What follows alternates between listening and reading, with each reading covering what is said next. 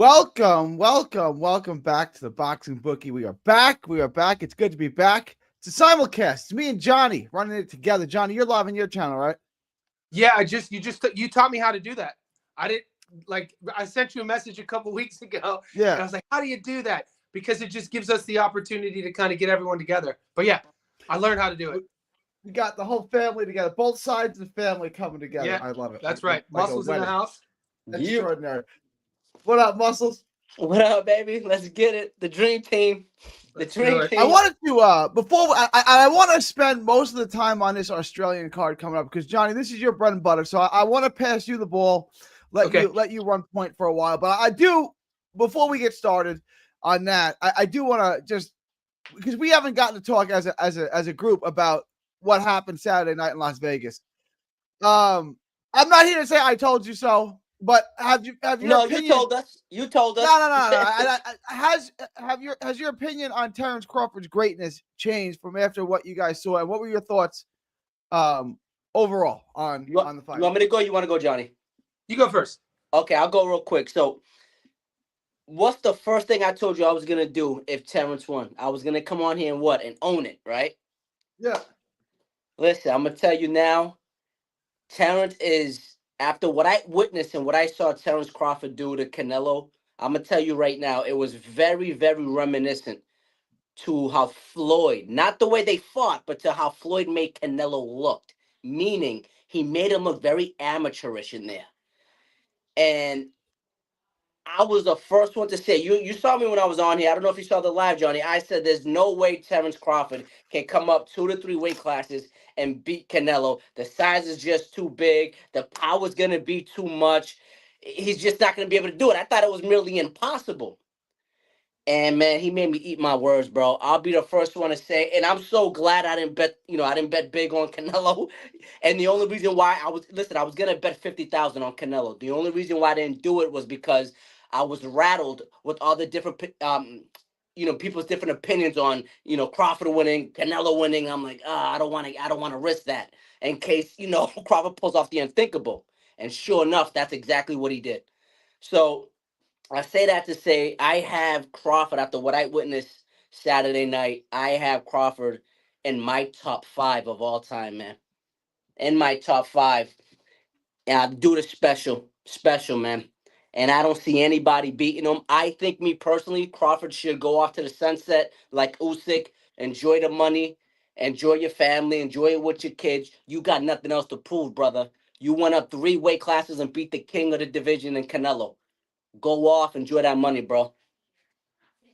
Well, for me, I've always said, I went into the fight. Crawford was always my favorite fighter. I've been accused ad nauseum on my channel of being a Crawford fanboy, and I picked Canelo because I overthought it. And I told you guys my breakdown. I was cheering for Bud. I hope Bud beats him, but I can't put my money on him because, and I went against my own sort of life experience being, especially when I was younger as an athlete. I was a late bloomer. I always had to rely on speed and reflexes in every sport I played and not size. And I kind of, A, went against my instinct, and B, fell in love with the whole size argument, the size narrative, because we don't have many examples at world level boxing historically of a guy going up 3 divisions fighting a guy who is literally at the top of the mountain and who had been so dominant in that division for so long, with a brand like Canelo Alvarez as well. Mix that with Mexican Independence Day and him being in Vegas. I just thought the odds were going to be way too steep for Bud to get past.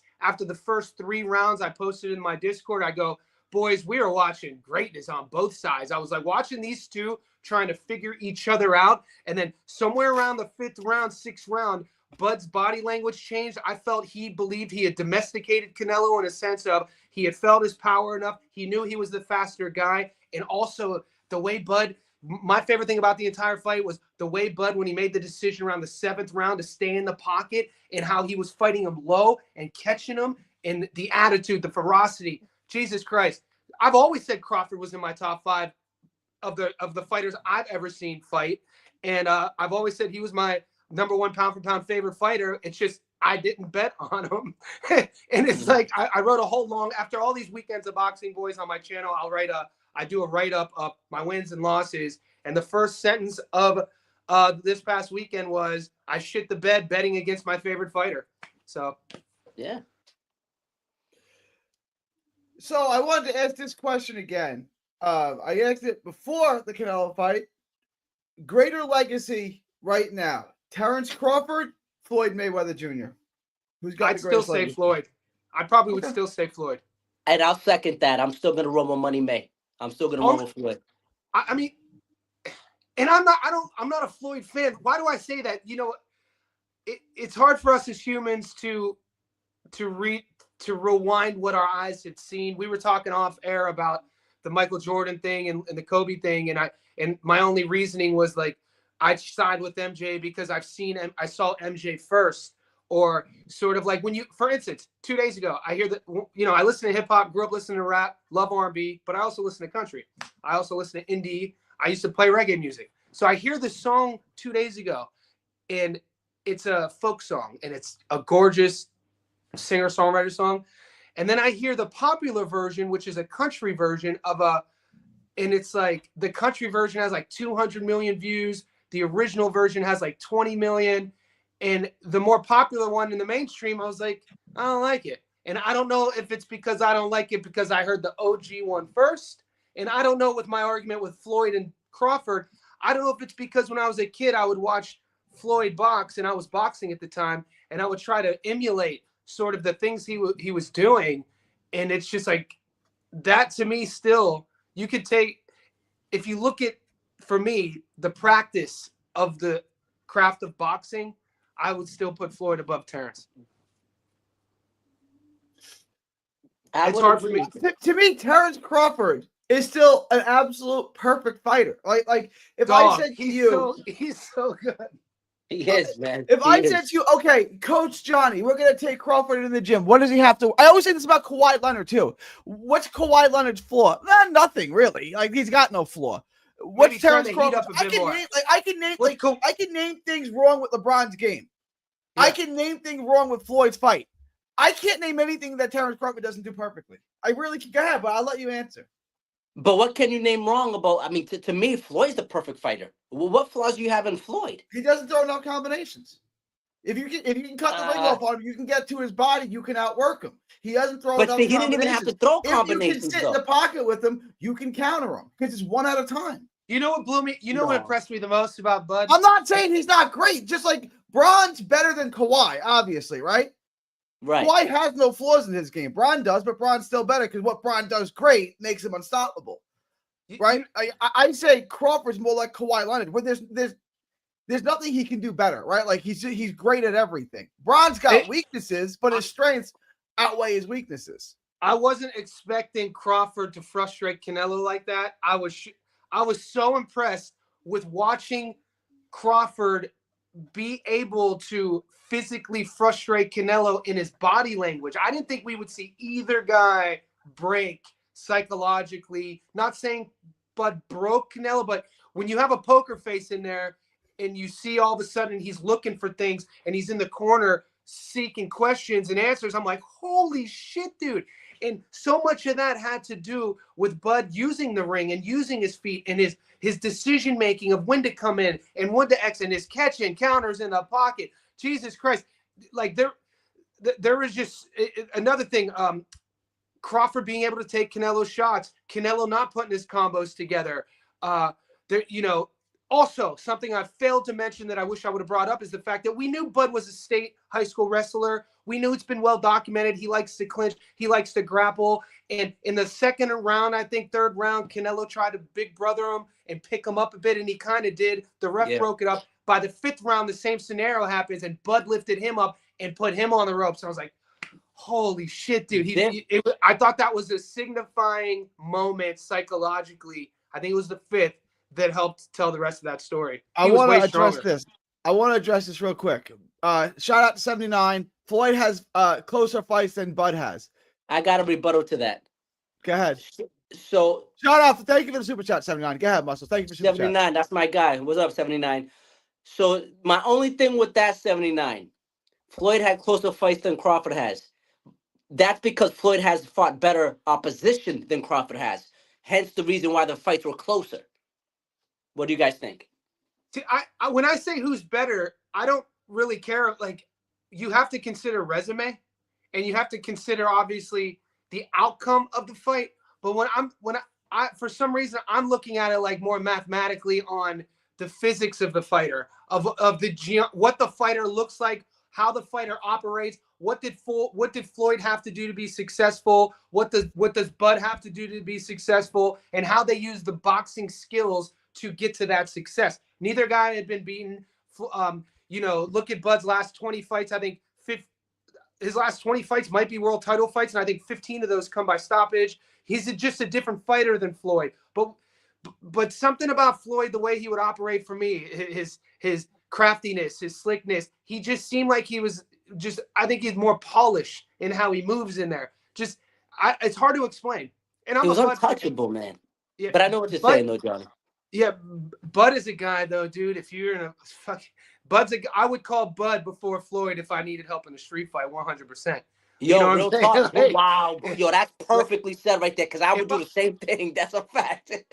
So it's hard to say who's the best. And maybe we're overlooking Sugar Ray Robinson. Maybe we need to relook at. I'm just saying the best that I've seen. I'll give you my top 5, right?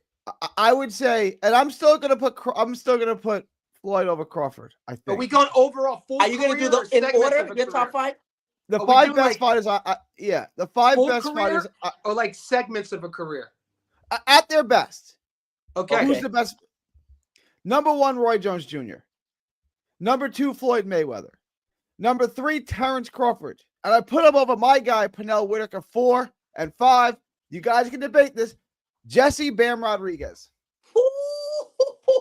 At 25 years old, you're already throwing this version right now. This Jesse Bam Rodriguez is the 5th best fight I've ever seen in my life. Go ahead, guys. Wow. So I can't, give or take the order. I don't talk about him enough on the channel, Norfolk, Virginia stand up, but man, Sweet Pea was one of my favorite fighters too, especially how he would operate. That style, dude, he would defend punches 4 inches from the ground. How he was able to slide in and out, been robbed a couple different times. It's a shame we lost him way too soon. So Pernell's in my top 5, Floyd's in my top 5, Bud Crawford's in my top 5. The 10 years Roy had, I think I just went back, I think 95 to 2005 or 96 to 2006. Roy's run was probably the greatest run, one of the greatest runs in boxing history. I remember watching Roy. People sleep on his rap career. Y'all must have forgot. That track actually bangs. Dude, that song still bangs. You'd be like, what? That's Roy Jones? And he was a ball player. Let me address this first, right? Because I love B-Hop. I love Hagler, right? Duran, I'm going to say that I'm old. And I would put my fifth is Ray Leonard. I was a big Sugar Ray Leonard fan. That's a little before Hagler, Duran, Leonard. Those guys are a little bit before my time. So I'm not counting those guys. So post 88. Okay. Yeah. Then I need my fifth then would be I gotta go. I'm not gonna. Pacquiao was the one I left off. I left off. In my own top 5, all things considered, at 100, if he would have just stayed at 160 pounds his entire career and not taken the 2 fights at 68, I'm putting Kelly Pavlik in my top 5. Yeah, I had to put the Texan on. He had to put the Ohioan on. Yeah, I don't make any list without putting a Texan on it. So that's I grew up with Kelly's my childhood friend though. I grew up with him, so I had to put him in. That's him right there in the background. So Pavlik was 42, 34 knockouts. Let's go. But here's my point. I want to very, very good, but you got to give more time. Hopkins is one of my all-time favorite fighters. I love B-Hop. I know him personally. If the question is who's the most famous person's phone number you have, the answer to mine is Bernard Hopkins. I love Bernard Hopkins. Nice. So it's no shade at Bernard Hopkins. There was never a time that Bernard Hopkins blew out legends bigger than him like Bam did, right? And I love Hopkins. Hopkins would beat everybody 120 to 108, 119 to 109, and just run through people. And he stopped Trinidad and stopped Oscar. Those guys are smaller coming up. Bam does it the opposite way. But the thing is, though, Bam, I'm not saying this will happen, but he's only 25 years old going on 26. What if he goes 8-5 his next 13 fights. Like, give him some time. I mean, he's amazing. Right now, this version of what we've seen from Bam is the last 2 years. Just take the best version of each fighter. He's one of my favorite fighters. I can't argue that, but I think there's been so many great fighters we've seen their entire careers that could replace Bam just based off of him only being 25. That's fair. Do we say Salvador Sanchez, or do we say that Salvador Sanchez maybe not the greatest Mexican fighter of all time, but he's the best? He's so young. 24. Did you? I mean, it was the fight. I was just talking about this on my channel. When we talk about great Mexican fighters, people always forget about Finito Lopez. Ricardo Lopez retired at 50-0 with 1 draw with 38 knockouts. Nobody talks about Finito because he was a minimum weight. No. Finito, like when I'm making a list of honorable mentions, Finito's definitely on that list, but he didn't go up in weights like Bam did. Yeah, well, Finito was great, but he didn't go up in weights like Bam did. Yeah, you brought up. That's true though. You got a good point there. That is true. Bam went up in weight. Yeah, I gotta give you that one. Did you watch the Salvador Sanchez Wilfredo Lopez fight? Yeah. One of my all-time favorite fights. I think it went down to like 1980, 1981. Obviously, you and I weren't born yet. But yeah, I've seen the fights. Yeah.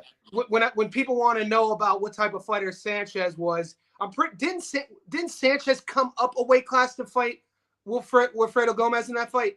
Or was it the other way around? And I think Sanchez might have been the underdog going into that fight, and he dog walked him. Yeah.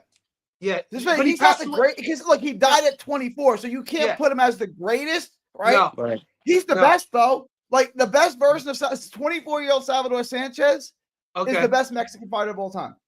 Man, he fought. Yeah. That I can't argue that. Over Canelo? I see what you're saying. So we're not saying who had the best career. No, I'm just saying, right? Like when we say LeBron or Kobe, like LeBron had a better career, but so did Duncan, right? Like Duncan had a better career than Kobe, but Kobe's better than those guys, right? You get the best version of Kobe. Kobe's better than those guys. Kobe had that's debatable, but like there are guys that have had better careers than Roy, right? But Roy Jones Jr. circa 1999, circa 2002, no one's better than that guy. I mean, there's so many guys that we just totally forget about, though. Vernon Forrest. I'm not saying like guys who had like these moments in their careers that were just like for a flash in the pan. If we would have had a time machine and we go back to like a certain era, the same way you're talking about Bam, people would have said the same thing about guys like Vernon and when he was fighting. You know what I'm saying? Like, so it's tough. But like, look, and while or even Cotto, or even like when before Miguel Cotto got beat against punk ass the Tijuana Tornado for plastering his fist, people at one time thought he Margarito.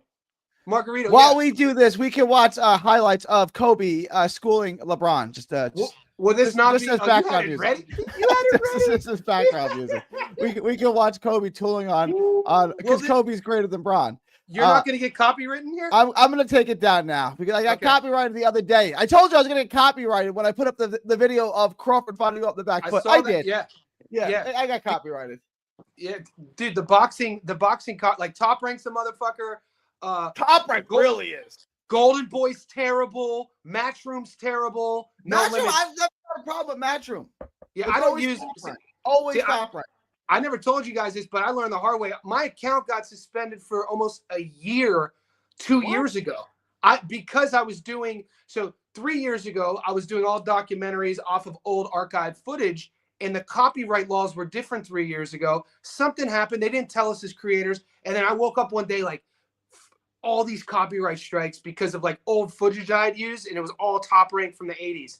And it was anybody else probably would have stopped. I don't understand what's allowed and what's not, right? Because like you see it all, you could review a whole fight and show up all, and that's fine. But if I put 30 seconds of a fight up or a minute and a half of a fight up, like I did in the Crawford fight, that's I don't understand. Like because there's a difference with commentary. So like the political commentary, if we were talking about doing our takes on some sort of segment on MSNBC or Fox News, BBC, Al Jazeera, whatever, we would be allowed to play the entire interview of what we're commentating about because it would be under the guise of live political commentary.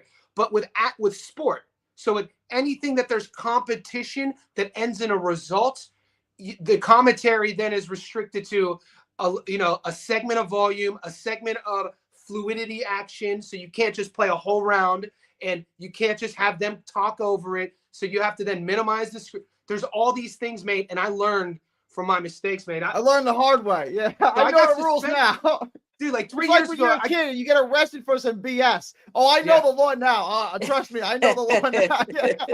Yeah, it was insane. That's why I stopped doing shorts too, because I grew my channel a lot by doing. You were the king of shorts, bro. Your shorts by were doing crazy. short commentary, and then all of a sudden, I got 2 copyright strikes, and they say off of shorts I did 2 years ago, off of a weigh-in footage, and if you get one more, you'll lose your channel. I'm like, what the? This was like a year ago, so I just stopped doing all that. Yeah, no wonder. I'm like, damn, Johnny don't do shorts anymore. I'm like, I haven't seen That's him. why. We're doing the live streams though, and fucking what we're doing now, man. It's my favorite. Yeah, they're way more live than the shorts, bro, for sure. Yeah. You want to? We've been on 20 minutes already. You guys want to get into? All right. I want to pass you the rock, Johnny. I'll shoot him at you. I know the Brock fight is off. Yeah. Okay. Yep.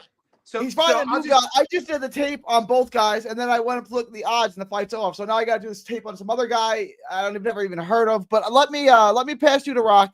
Let's start with the big fight, the Liam Paro fight, Johnny. Okay, so Liam Paro fighting David Pepot, Frenchman. So this will be Liam Paro's first fight at 147. We saw him against John Navarro in his last fight. Navarro was a RGBA guy. He had been out for 7 years. At one time, he was a hot prospect. Paro looked great, got him out of there, did what he was supposed to do.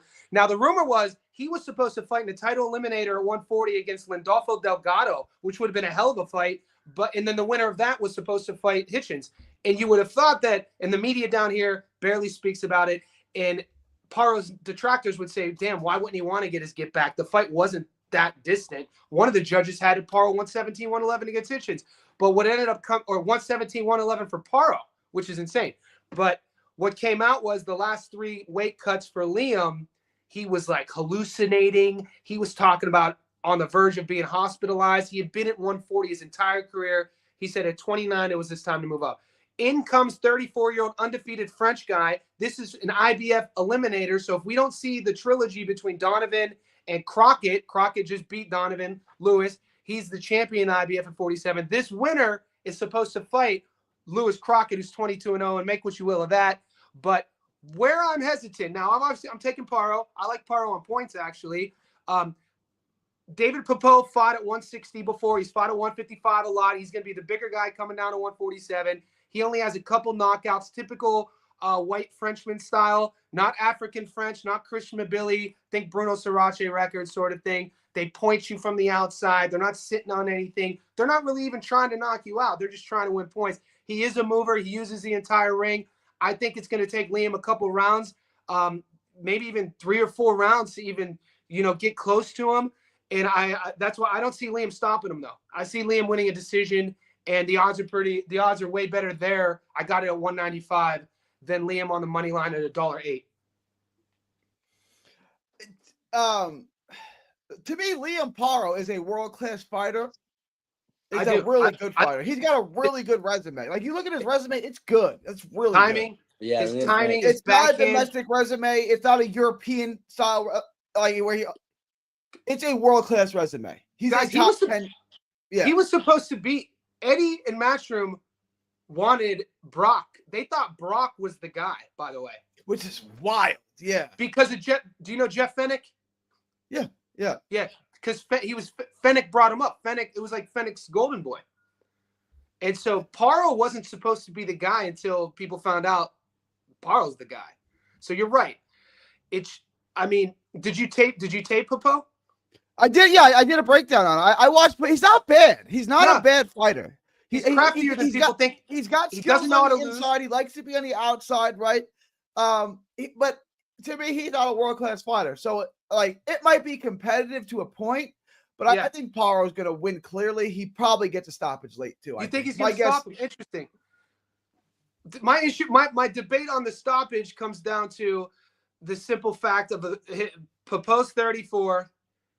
He knows he's fought his entire career to get to this fight. It's only his second fight out of France. The only other fight he actually fought to a draw with Buddy McGirt's son. And he's that undefeated I think is going to make him tough to get out of there. So that's why, but the odds are, if you take the stoppage, if you take the decision, I think they're pretty similar. Buddy McGirt's son, I fought him twice in the amateurs. I was 1-1 with him. Did you? Yeah. So McGirt's he wasn't son, good. He wasn't. I mean, he wasn't. He was Buddy McGirt's kid, if you know what I mean. He had a good pro record. I mean, maybe it was. Yeah. I don't want to disparage him. He's a good dude. His family's a great guy. I still see his dad sometimes. They're from Long Island. They're great people. Originally. He never, and McGirt never fought. The son retired after the draw with Paro, and this will be Papo's second time outside of France fighting Paro. Muscles, you want to weigh in? You got any thoughts on this? Have you watched any tape on Paro? He's not really a household name, but he's got an impressive record. He's not a bad fighter. Any thoughts on this fight, Muscles? Yeah, I didn't really get into him too much. Obviously, we know about Paro. I'm actually going to tape him tonight. Now that we're on the subject of that, I'm actually going to tape him tonight before I go to bed. And then I'll decide if I think it's going to go over, if I think Liam's going to get a late stoppage. But from the top of my head right now, without seeing any tape on this guy, I kind of do like the over 10.5. Yeah, especially at -170. That's not bad. It's a pretty good price. So if you like the over at 10.5, then how much relevance are you putting in for Paro then to get the stoppage in 3.5 minutes? Ooh. You know what I'm saying? Because if you like the over, which is 157, why not just take the decision at 190? At 190, yeah. Unless you think in those 3.5 minutes, Paro gets him out of there. I'm just challenging your logic. I think, like, my guess is Paro by stoppage at 9 or 10. So I'd take the under, but I would just lay off the under and just take Paro by stoppage. Like, I wouldn't. You know what I'm saying? Figuring him out early, being classier. His backhand's real sharp. And you know what? The thing is, here's also my hesitation though on taking the stoppage is that when you watch the Hitchens fight, Hitchens isn't going to be moving as much as Paro. Subaru Matias by no means fights like Paro at all. And I'm actually kind of in Montana Love doesn't fight. I'm actually interested to see, and Jonathan Navarro, flat footage, is there to get hit. So I'm interested to see how Paro deals with the movement and see if he gets frustrated.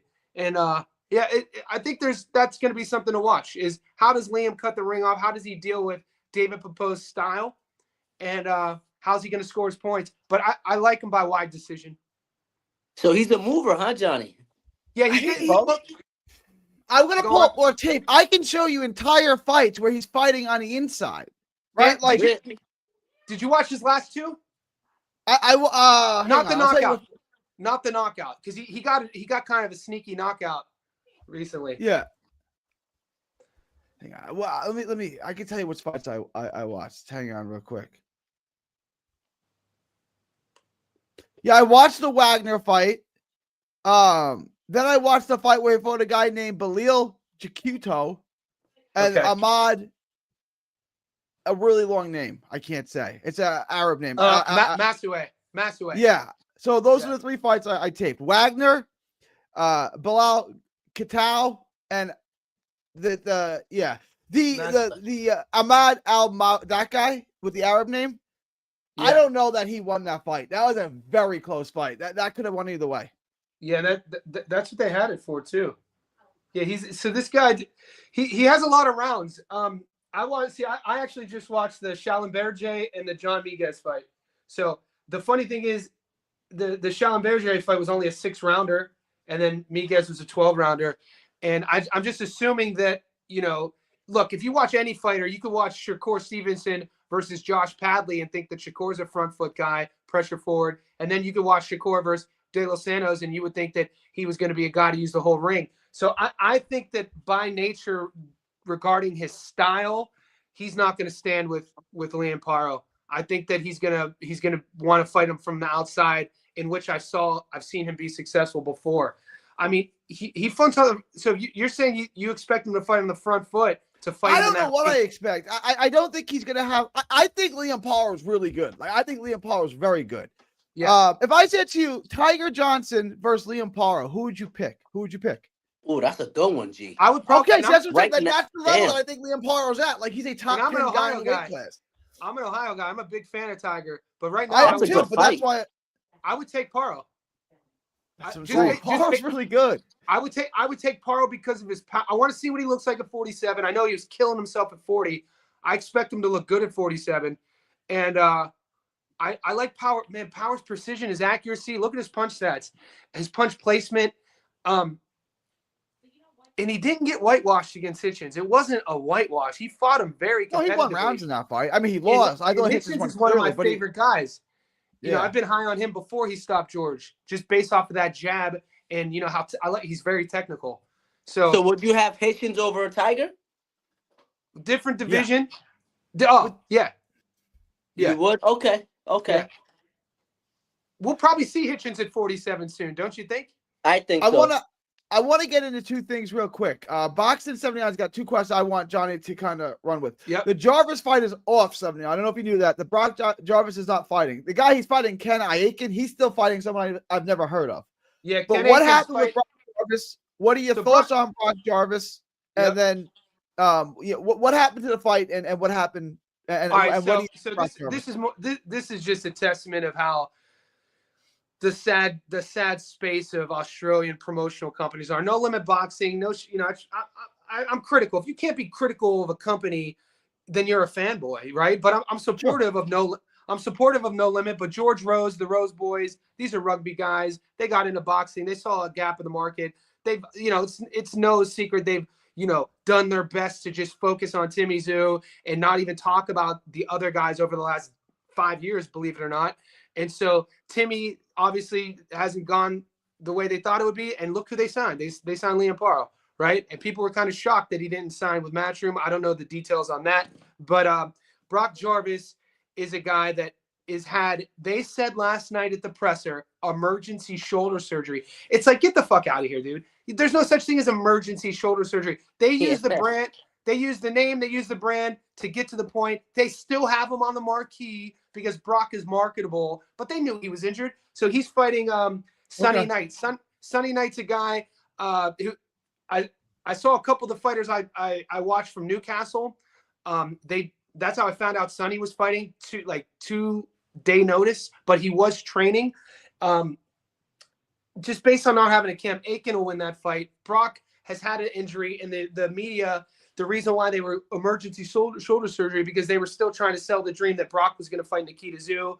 And so they're trying to build that fight up as a domestic dust-up pay-per-view. But, yeah, they've known for a while. They just – and the way they handled it is a microcosm of the unprofessionalism that No Limit does. Dude, they charged the Australian public the last fight card I went to, which was Nikita versus fucking – we don't even remember. Unbelievable, awful card. Michael Zarafa, they fought 2 guys that shouldn't even have been in there. $77 for the pay-per-view for that. Wow. Insane. And unless you go to see it live, there's no way to watch it. And so this is what they kind of do. They kind of milk the Aussie public, the Aussie boxing fans, and just showing Brock Jarvis you have emergency appendectomy surgery. You have emergency surgery from a bike crash. You have emergency surgery from like a traumatic accident. You don't have emergency shoulder surgery. What are you talking about? So he just went in there to get scoped. I also wanted you to address this. Joe, people have asked me about this. I don't know who these people are. I'm going to be honest with you. Jacob Benji. Is that how you say it? NG? Yeah. Is that? It's just okay. Jacob. So Jacob Benji versus Ricky Naito. Jacob Benji is a guy who is once again propped up, marketable. His nickname's the Flamingo. He comes out in a big pink thing, and he's real tall for the division. Tattoos all over his head. Very marketable. The crowd loves him. He's a Queensland boy. He had his biggest step up in competition. People were talking about. He sounds like he's a. Never mind. He's out of his mind. No, he's yeah. You could say it. He's a bit Skittles guzzler. Yeah. He fought Billy Dibb, and this was like in 2021, okay. And they were trying to build NG's branding because they noticed online he was fan favorite, so they were trying to build NG's brand off of him stopping Billy, and it was kind of like a a boring fight in the third, and NG picked Billy up and threw him on the ground. And then Billy had a back injury and the fight was off, and we haven't seen NG since.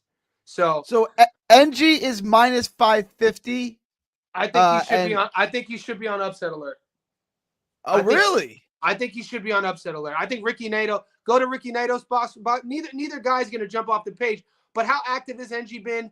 I don't know how focused he is. He talks about, like, do your research. I don't want to disparage him. He's a young kid, man. He's marketable. They thought they had a star in NG. That's all I'm going to say. They thought they had a star. Go to YouTube and type in Jacob NG walkout. You'll see what I'm talking about. They thought they had a star. And Ricky Nato, he's kind of like do you got their stats pulled up? I got Ricky Nato. I'm on BoxRec right now. I'm looking at. He's a vet. He's a Japanese guy. 25-4. He doesn't really have many names of note here. Yeah, not really big names. Not the big. He's 34. He just got stopped, so they're kind of serving him up to Jacob, but they're serving him up based on the sort of marketability and the hype. And we haven't, I don't know. I'm not saying I'm taking NG to lose. I'm just saying I wouldn't be shocked if NG loses. I'm not saying he's NG hasn't fought in 3 years. Yeah, that's what I'm talking about. His last fight was that was the last time he fought at all. Okay, all right. That's interesting. He was. This is only a 6-rounder as well. So talk about I'm not lying, guys. When that Billy Dib fight was supposed, and Dib is a guy, former world champion. He had fought him, way past his prime, but he had just fought Amir Khan during the pandemic, which was a cash grab. We know how that goes. The boys were taking care of each other, which is fine. But Billy was a legit world champion, and they thought they had a kid in NG who would be able to, piggyback off of Billy's name, and it did. And he got DQ'd for throwing Billy on the ground, and Billy hurt his back and hasn't fought since. So I wanted to move. Go ahead, Muscles. Go ahead. Oh, no, I didn't say that, NG. Oh, my bad. I wanted to move into the other 2 fights, Johnny. Liam Wilson is fighting a guy named Johan Santana from the Dominican Republic. Jorge. Johan was a pitcher. Johan Santana was a pitcher for the Mets and the Twins. I did that 10. I had to redo my video 10 times. I kept calling him Johan Santana. I think Jorge no hit us. I'm an Indians fan. I'm pretty sure Johan no hit us once. The Indians, but yeah. He has the only no hit in Mets history. He's the only Mets pitcher to ever throw a no hitter. No shit. Doc never threw a no hitter. No, he struck out 17, but never threw a no hitter. Wow, it's a good stat. It's a good stat. Yeah, I wanted to. All right, Jorge Santana. I'm going to call him Johan Santana at least 5 more times. I'm just letting you guys know. Jorge Santana, Liam Wilson. Liam Wilson is another guy who I think is near a world-class fighter. I like Liam Wilson. He just kind of lacks that. He doesn't have great power. He doesn't have great speed. He doesn't have great God-given ability, but he's a pretty good fighter. He knows how to use his jab. He knows how to use his range. I like Liam Wilson a lot. To me, this is an easy fight for Liam Wilson, a dominant fight. What are your thoughts on this fight? Okay, so Liam is a guy, once again, another guy is super marketed by the Aussie boxing media machine, rightfully so. It's funny, though, because on the domestic scene, when you watch the local broadcast, Liam is a guy that they're going to talk about with real power. They're going to talk about his lead hook. They're going to talk about the left hook from hell. This is how they market Liam. And, going into the Navarrete fight, he landed that hook against Navarrete, and I think he should have became a world champion that night. I don't think it's controversial to say that count was insane. And then you see what happened to him since then. I thought he fought. You could have given the Jackson-John England fight to Jackson, but they gave it to Liam in a UD. He gets stopped against Oscar Valdez, and, we know what version of Valdez that was. And you kind of start hearing rumors and murmuring about the mental side. You start hearing things about, the physicality, the damage. They call him the damage. He takes a lot of shots, doesn't move his head. Fight IQ, not the highest. We covered him on the channel in his last fight. He fought a really tough Argentinian fighter, Jimenez. And maybe I just underrated Jimenez, but Jimenez was way more craftier than I thought he was going to be. And Liam struggled to cut the ring off, and he was showing frustrated, visible signs in between rounds. The thing with Liam is he gets big eyes and he tells the whole world what he wants to do. He doesn't set the hook up with the jab. I want him to jab more. I want him to use his footwork, use better feints. So I don't trust him, man. Jorge Santana is only 23, 24 years old. He's a big underdog in this fight. I mean, I don't know, man. I would say that really Liam should win this fight. Liam should win this fight. But last time I bet on Liam, did you watch the Jimenez fight? He didn't look that good. He didn't look that great. But Jimenez, I just look at Jorge. I'm going to get it right. Jorge Santana. I know I'm going to go on Johan about 10 more times. Jorge Santana. I don't see anything special about him at all. I see a Dominican partner, record, honestly. Dominican record. Yeah, it's a feeder fight. I'm just trying to give people my most logical, non-opinionated breakdown. Liam Wilson should win this fight. Are the days for me picking Liam Wilson by stoppage on pause for now? I don't see the power though. Like, yes, he caught but Navarrete's so easy to hit clean. Like, it's not hard to catch Navarrete clean. It's kind of like what they market him as, though. I'm not saying he's feather fisted, but I don't see like a ton of power in Liam Wilson. Have you ever watched the Aussie when you watch Aussie boxing, if you get the stream, do you get the broadcasting or no? Yeah. Okay, so pay attention to how they talk about him. They talk, the left hook. I think it's Barry McEwen. The left hook from hell. So I'm like, how many stoppages does he have on his record? He's got 8 stoppages in 19 fights. He's been stopped 3 times. Yeah. Nah. And he got stopped. I wouldn't put too much trust in him. The only stoppage of note he has, he didn't stop England. He didn't. He stopped Dib 1 time. That's the only stoppage of note that he has, and it was Yusuf Dib. I mean, we just saw Yui versus the kid who fought George Kambosos, Wiley. But I mean, how bad is his opponent? If we don't think I don't think he's very good at all. I think his opponent is a 1-loss domestic Dominican with a padded record. I watched the tape we don't on think muscles. Liam can get him out of there? Liam should stop nothing good about him. Liam should stop him then, right? Yeah. He should stop him. The other guy's big. I would say he's a lot bigger than Liam for the weight class. At least he looked in the tape. He looked big. The Dominican looked bigger. Yeah, probably I would probably take both Liams by stoppage. Right? And you're getting 50-50 odds on both, which is great.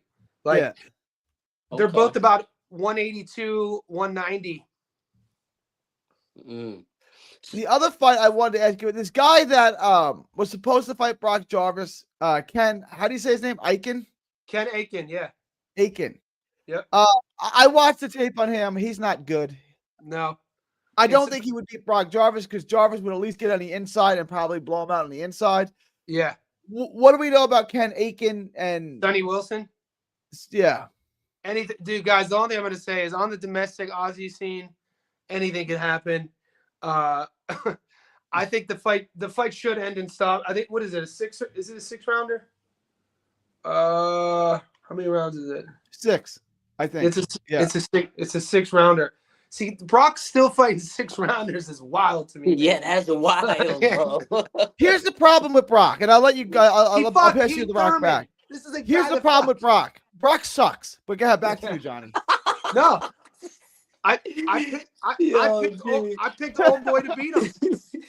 I picked old boy from New Zealand to beat him, and he was winning until he wasn't. Brock is all mechanical. Like he looks like a Rock'em Sock'em robot. Like he's not right. good. Yo, he's trash. Bro. He's stiff. Here's a fight. Here's a fight that's flying under the radar. The one that I think will probably be the most action packed is Darren Gala-Trahella versus Lachlan O'Shea. That's a fun fight. Darren Gala-Trahella, he's probably 22 now. When I was managing a fighter at Bondi Boxing, would have been 2021.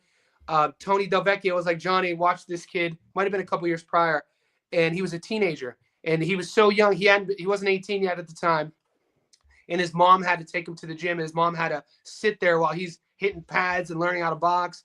And he has a cheering section with him from Western Sydney. I think the odds are a little bit. They started off at 50-50. Now Darren is $1.58. That's just a real. Are you guys getting odds on that fight? I don't have anything on my book. Muscles, Okay. you want to log out and log back in? You'll crack it up like crazy. All right, yeah, I'll hop back on. Yeah. So what odds? What is it? Just those fights, or you got it on the screen right now? I got. I Yeah, got there you go. Jacob. Darren Trujillo versus Lachlan O'Shea. The Oh, third right fight. here. Yeah. Okay. What odds are you getting on Darren Trujillo? Minus 215, minus 275. So minus 200 ish in that range. That's good. And then That's plus good. 150 to plus 200 on O'Shea. Right here. Darren. So it's O'Shea's actually the A side, considering he's from Queensland. So Queensland's Texas, New South Wales would be Ohio, right? So Darren's from New South Wales. The fight is obviously in Queensland. There's money. It seems money's coming back on O'Shea right now. He's a little bit older. Darren's still kind of green. It's a 6-rounder. With Trujillo, he's gonna be well coached, a lot of volume, really aggressive, really fun fighter. I like it. Those odds are great in my opinion. Because I thought he was going to be the underdog. I thought Darren was going to come in as the dog, and I was going to take him off jump. But he has a lot of guys. He has this cheering base, and I'm pretty sure they've gone heavy on him, which made the odds kind of swing. So you would take Darringer. Yeah, on the money line. Okay, it's good to know. Yeah, he's like a young, high energy. You know those younger fighters? They just have a different energy. I'm not talking speed. It's just you'll see what I'm talking about when you watch him. You can watch. He just fought on the undercard of, I think it was Sam Goodman, Cesar Vaca. He was on that undercard and looked really good. Fought a really tough opponent, and he's growing. You know, this is a good little level up for him. I don't know. We may have lost muscles. I don't know. His service always goes in and out. Muscles, if you're oh, here he comes. There you go. We good? We can hear you. There you go. You're good. You're good. You're good. Okay, better. Yeah, we're about to wrap don't anyway. Go too heavy on these fights.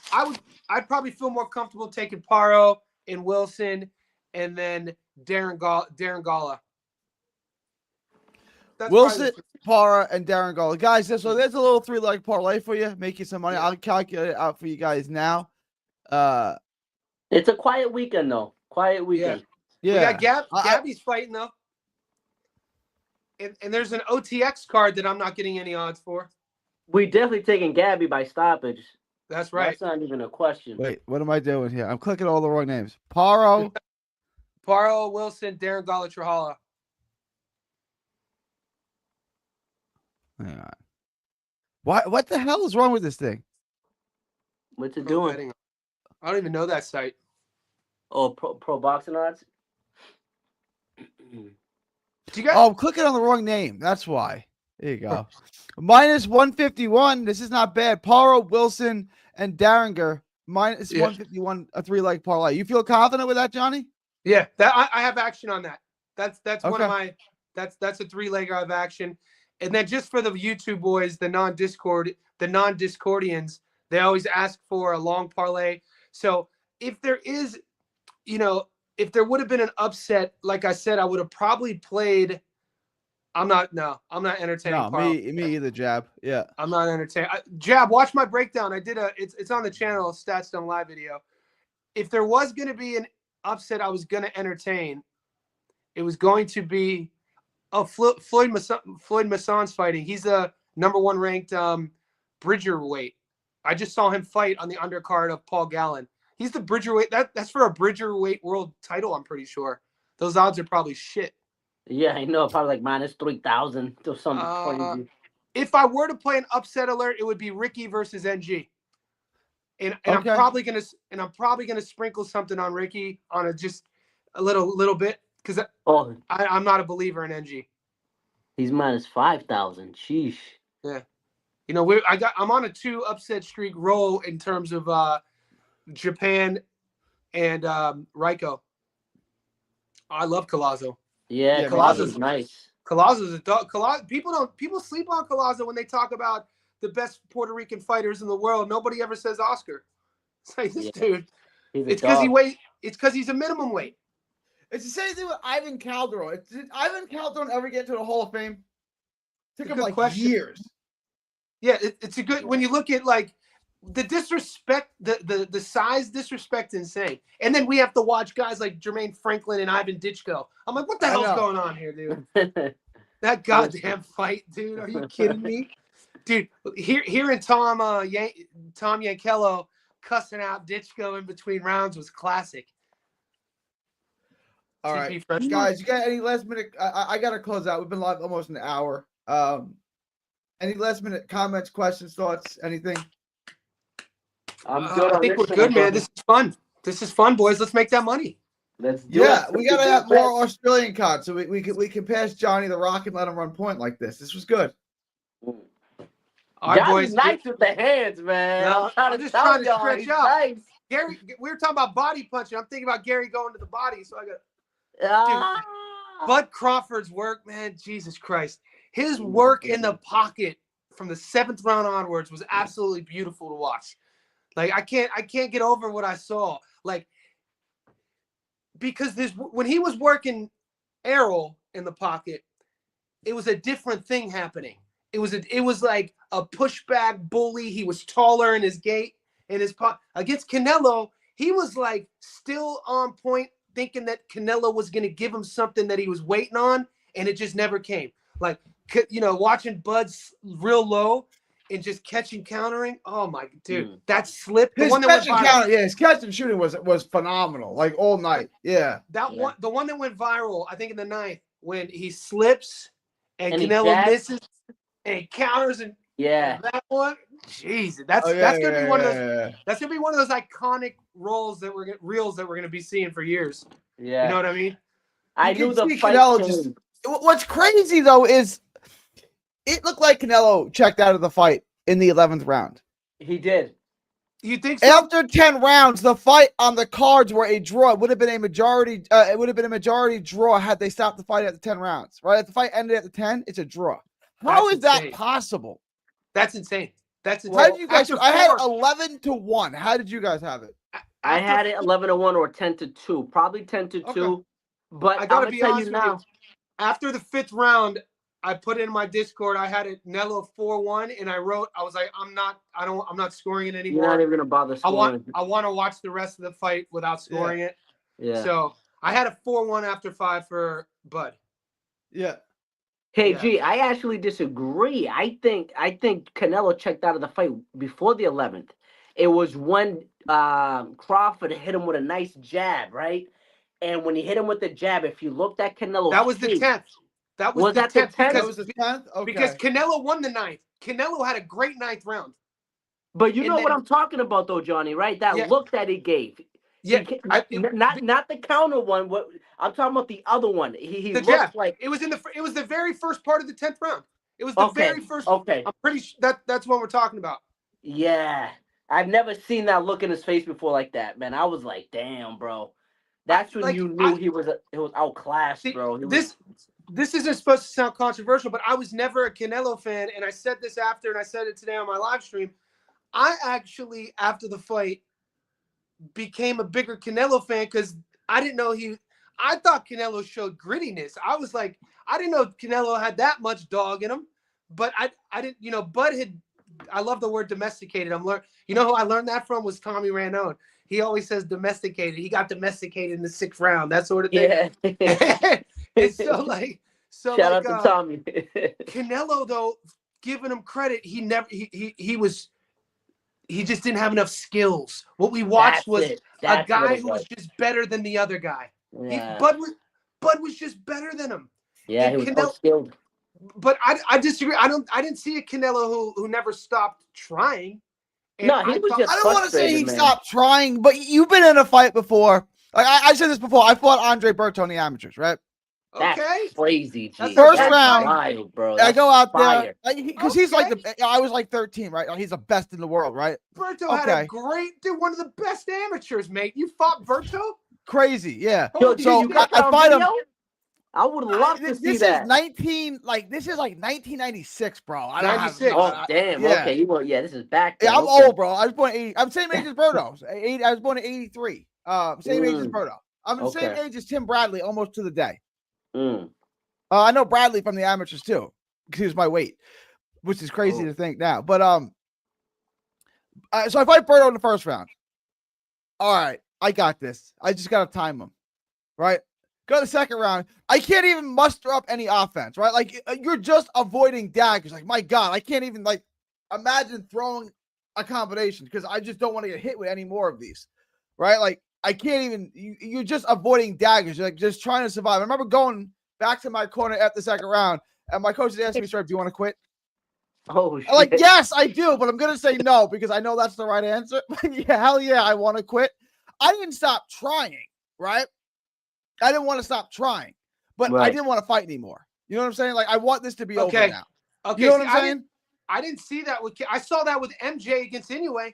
I couldn't believe how cautious MJ was. I never seen MJ fight like that. Like, I expected him to be a little bit more physical, and I saw a guy who made a decision mid-fight to just go to lose every round. I didn't see that in Canelo. I thought Canelo. In the last 2 rounds of that fight, I don't know, man. Canelo, I thought he was gassed. Running out the clock, so to speak. He was kneeling the ball, I thought. Yeah.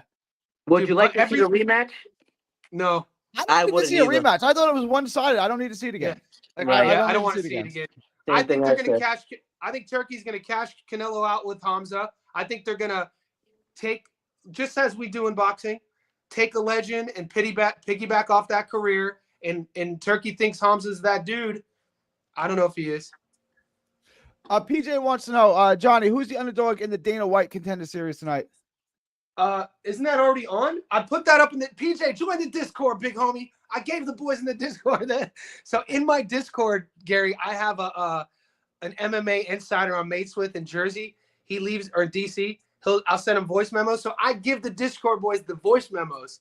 So it's like, come on, PJ, I gave you my money line picks. You gotta get the insider stuff in the Discord, big dog. Click that link.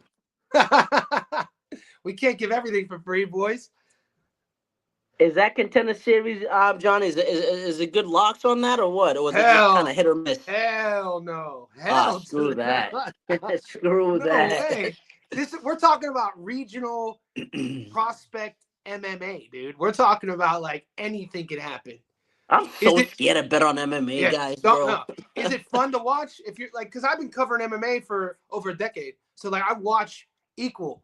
And as soon as the boys caught on that on my live stream, they asked me to add a thread in my Discord. But they know on my YouTube channel, I'll never do breakdowns of the MMA fights. It's only boxing.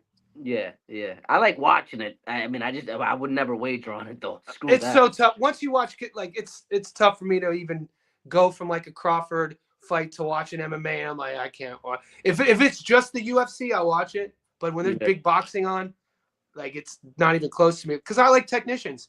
You know, Let me give this to TB real quick, and then we can wrap this up. TB, it's Paro money line, Wilson money line, and then you got to help me with the name. Daringa Trella money line. Daringa Trella. Yep, Daringa Trella. There you go. Yeah, there you go. It's 3-leg parlay. Paro, and it's a -151 3-leg parlay, so it's pretty good odds. Cool. Yep. That's what we're going. That's what we're running with. And then, I've been saying no over it for years. Shiraz has a chance to win. Well, we'll close out on this, guys. Who do you want to see Crawford fight next? Would you rather see him just retire? I would love to, like I said earlier, I would love to see him just retire, bro. There's nothing. I tend to agree. Not me. So one of the boys in the Discord was at the fight, and he was there with Bud Crawford's dad. So I'll tell you what he messaged me as my second pick. First pick, I want to see Bud enter the ranks of Oscar and become a 6th division world champion. I want to see Bud go to 60 and fight Lara for his belt at 160 because Lara fought Canelo, and most people said Lara beat Canelo years ago, and Bud just beat Canelo. So you could kind of find a narrative if you wanted to market it that, and he could become a 6th division world champion, or he does the Floyd Mayweather route and fights Ilia Topuria at the White House. Nah, dude. I wanted to leave with one thing. I just thought of something. That Berto, after the second round with Berto, my coach looked at me and said, "This: Do you want to quit, or do you want to fight?" And everything in my body, Johnny's probably been this. I wanted to quit. I don't want to do this anymore. I want to go play baseball. Right? How old were you? 13. Oh, 100%. I got starched when I was 15. I was never allowed to box again. So my coach says, "Do you want to fight or do you want to quit?" Right? And I want to quit, but in my verbally, I want to fight. And he said this to me: "All right, if you want to fight, you got to start punching." And that was something that stood with me throughout my life. It doesn't a fight or whatever you're doing in life. Yeah. If you want to keep fighting, you got to start punching. Yeah. And that's a life lesson that goes for anything. Yeah. Anything that's worth fighting for, you got to start punching. You got to start punching. Before you end it, I saw your reaction. This isn't that crazy. Dana White and TKO and Sella, the promotions, they've announced with Trump they're doing International Fight Week at the White House. And Dana, no, my point is though, the rumor is that there's going to be boxing and MMA on that card. Really? Let's do it. Let's do it. That's the rumor. Just pay attention to it. Okay. I heard Connor's going to be on that card. They're trying to get John Jones on that card. Could you imagine Ilya, the world champion 45, fighting Bud Crawford in boxing? And Ilya's been calling Bud out for the last month, saying that they did a picture together, and Bud's been responding. It just keep an eye on it. It would be. I mean, Bud got that wrestling background, you know. No, it would be in boxing. It would be in boxing. Why? I mean, Bud's gonna destroy him, right? Like Bud's the greatest fighter in the world. Like he's gonna. Cash. Floyd did it against Connor, and it counted as a sanctioned fight. Yeah, but is that guy a big name? I never even heard of him. Ilya Tapori is an undefeated world champion. He'll be a 2-division world champion. He has the best boxing in MMA, 100%. Ilya Tapori's boxing is legit. But listen to what you said. He has the best boxing in MMA. That's like saying Crawford's got the best grappling in boxing. It's like he does. I know. But it's not two different. No, it's not, because the difference is Crawford having the best wrestling in boxing. He never has to use his wrestling. In MMA, Ilya is the best boxer in MMA. He gets to use it. And so that's a big difference. If he could box at the level of a Terrence Crawford, he would never fight in the MMA. He'd go over to boxing and make millions of dollars. Correct. He's from Spain. He has a whole country of Spaniards. He's the guy who dethroned Max Holloway. He's the guy who beat Alex Volkanovski. This guy has just been knocking, and he's not beating him. He's knocking him out in the pocket, catching, countering with boxing. And dude, just check him out. It might be something. I'm gonna check him out, but his reign is gonna run out soon, because once someone gets him to the floor, to the mat, it's a wrap. No, but I always say, Johnny's a boxer. He can probably relate to this. You have friends who are grapplers and guys who are different martial arts. They want to fight you, and they're like, "Well, I'll just take you to the ground." You're not taking me to the ground. Like I'm not gonna just stand in front of you and let you take me to the ground. The biggest You're gonna try to rush me, and I'm gonna hit you so many times that even if I don't just stop you, you're just gonna want to stop fighting. You're not just gonna take me to the ground like this is WWE. You're gonna rush me, and I'm gonna light you up. Like it's not gonna work that way. That's the biggest misconception, and I talk about it. And I don't say this to throw shade, but as a kid, when I say probably from like 9 years old to about 24, I probably had been, no bullshit, probably like 50 street fights out of bars and shit. This was just the culture I grew up in. How many times I've been to the ground? Zero. Never been to the ground. Never been to the ground in a street fight. And what people don't understand, jiu-jitsu, everything starts, jiu-jitsu, the practice of, starts on your feet. All the submissions, unless they're doing like judo submissions, judo throws to the ground, flying arm bars, flying triangles. But you got to get me down, bitch. And I promise you, in a street fight, you're not gonna. You're gonna rush me. I'm gonna hit you 5 times in the face, and that's the end of the fight. Unless you're a kicker. And if you're the size of muscles, I'm not gonna sit back and hang out. I'm gonna hit you 5 times and then run off. Yeah. Right? I'm not gonna do that. All my success in my entire life has come with my jab. So that's the only punch I'd ever throw in a street fight too. I was only allowed to throw a jab. Throw the jab, hit him with one right hand, and if he's got you by 100 pounds, run. If he's the size of muscles, run. He who fights and run away, live to fight another day. Yeah, 100%. Mike drop. I ain't changing because I'm slow as shit right now. So, but I was like offensive lineman, and when I was in high school, offensive lineman, 6'4", 300 pounds. They wanted to fight me. I'm like, I'm not going to sit here and fight a guy who's 180. I was 120 pounds when I graduated out of high school, maybe 125. You're 300 pounds offensive tackle. That's playing Division I football next year. I'm not going to sit here and fight. I'm going to hit you. I'm going to slow you down so you're no longer a threat, and then I'm going to run. And then I'm out. I'm gone. The best advice. It's the best advice. You ain't catching me either. I'm 125 pounds. You're 300 pounds. You ain't catching me. I promise you ain't catching me. Ugly. You ain't suffocating me on the damn floor. Shit. Oh, fellas. You guys good? Yeah, we're good, man. We're This good, is brother. fun. Muscles, lot be of good, fun. man. Gary, be good, all right? You too. All right, Much guys. love, my brothers. We'll talk From soon, bro. Texas to the world, thank y'all, and God bless. Don't miss a tweet